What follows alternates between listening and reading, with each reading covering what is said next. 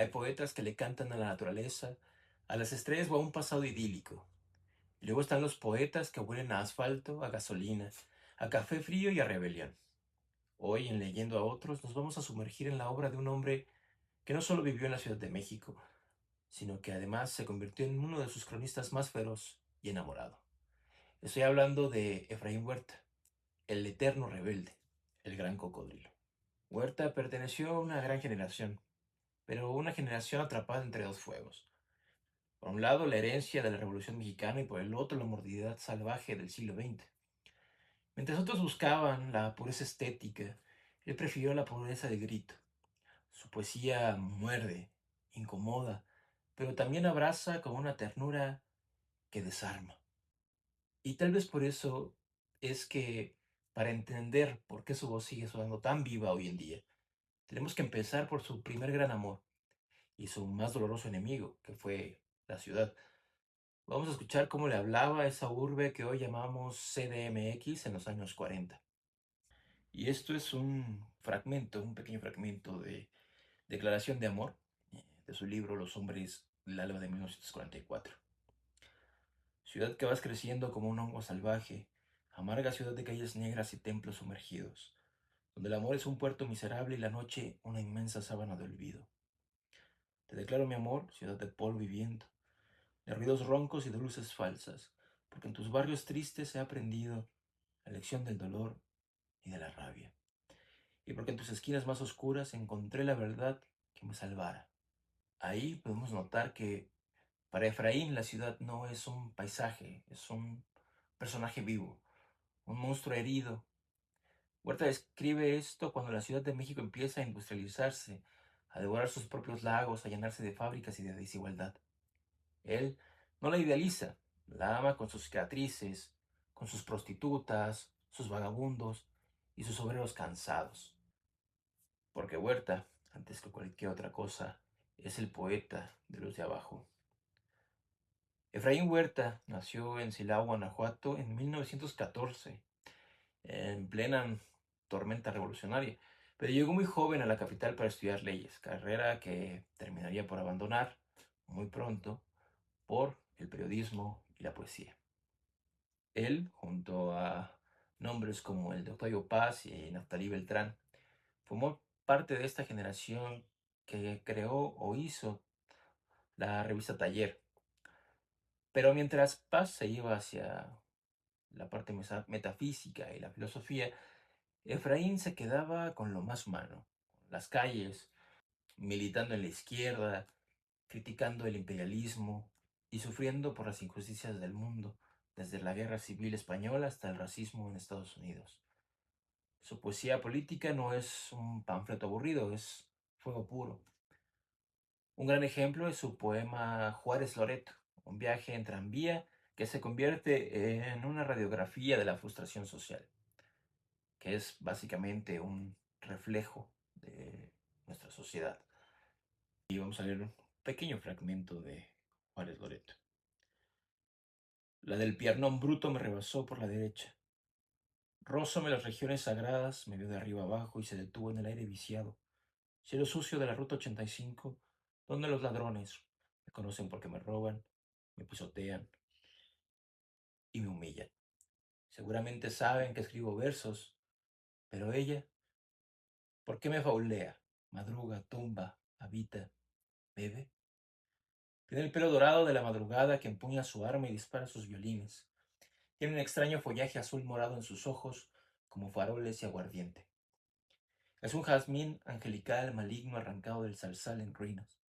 A los rateros los detesto con todo el corazón, pero a ella, que debe llamarse fría, Napoleona, bárbara, o letra muerta o cosa quemada.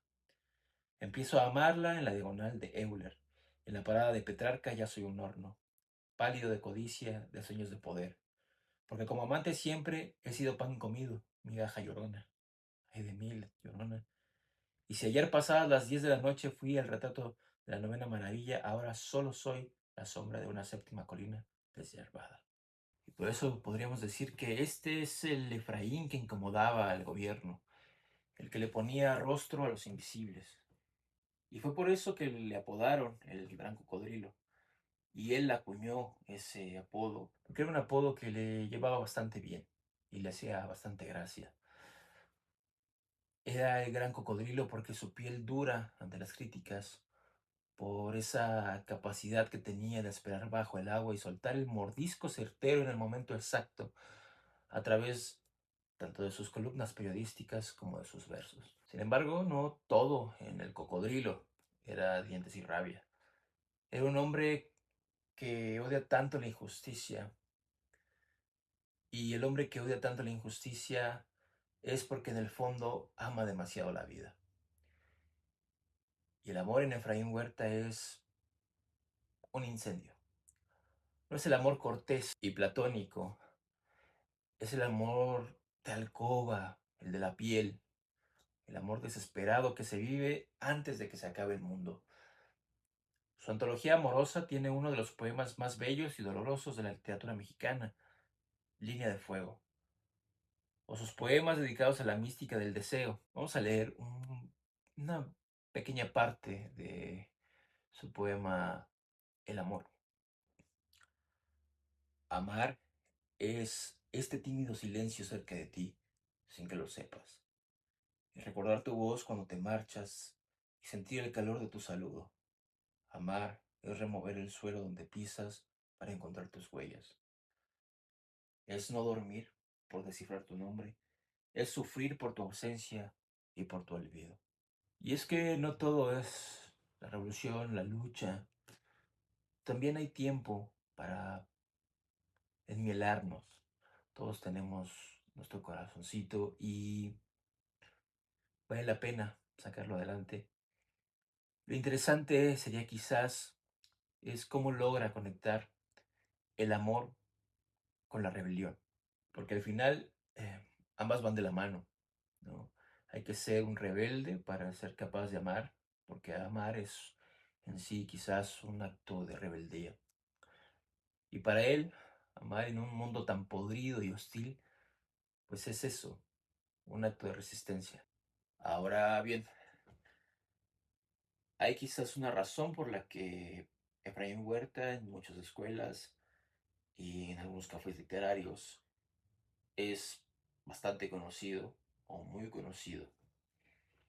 Y es por los famosos poemínimos. Y como su nombre lo dice, pues el poemínimo es este poema que se entiende, es corto, pero no solo es corto, es breve, es este chiste, aforismo o epigrama. Es el poema reducido a su mínima e irónica forma. Y esto viene porque cuando Efraín envejeció, lejos de ser un viejo amargado, se volvió quizás un tipo más juguetón de la literatura. Y aquí no les voy a leer uno, les voy a leer unos cuantos de estos poemínimos, porque quizás la parte más importante de esto es entender la capacidad que debes de tener. Porque una cosa es escribir una novela, que te puedes explayar el tiempo y las páginas que quieras, pero tener la capacidad de hacer un poema de esta magnitud en tan pocas palabras requiere una habilidad bastante interesante, porque es muy complicado que quizás una frase muy corta puede llegar a tener sentido y pueda llegar a llamarse poema. Vamos a leer entonces estos poemínimos. A mano armada. El que esté libre de amor que tire la primera lágrima. Ay, poeta. Primero que nada, introducir la duda. Elegía. Incurable tú, incurable yo, incurables vos, nosotros. Viva la cura. Compañera, la poesía es una virtud o una enfermedad, en todo caso, es mi mujer. Resignación. Buenos días. Buenos días, llanto. Vamos a trabajar. En 4 o 5 líneas, en una sola frase, tienes esta solemnidad de la poesía. Él se burlaba de sí mismo, de la muerte, de la política y sobre todo de los intelectuales consagrados que se creían dioses, y que hay muchísimos. Todo acabaría en 1982, que fue el año en que falleció, pero sin lugar a dudas nos dejó una lección bastante tremenda. Y es que la poesía no pertenece a los salones de mármol ni a las academias acartonadas. La poesía nace en las esquinas del metro, a las 6 de la tarde, del dolor y sobre todo de estas ansias, esta terquedad de seguir amando a pesar de todo. Y si nunca lo has leído, les recomiendo muchísimo buscar su antología, Poesía Completa o su icónico, Los Hombres del Alba. Les prometo, casi podría asegurarles que van a encontrar en Huerta un espejo de lo que somos como sociedad y también quizás como seres humanos. Así que si ya lo leíste o no lo has leído, cuando lo leas o lo vuelvas a leer, ¿con qué faceta de Efraín te quedarías tú? ¿Te quedas con el poeta, con el amante incendiario o con el genio de los poemínimos? Leo aquí abajo en los comentarios. No olviden darle un me gusta si les gustó este pequeño viaje de asfalto poético, suscribirse para más lecturas compartidas y como diría el buen Efraín, ¡viva la cura! Nos vemos en el próximo video de Leyendo a Otros. Chao, chao.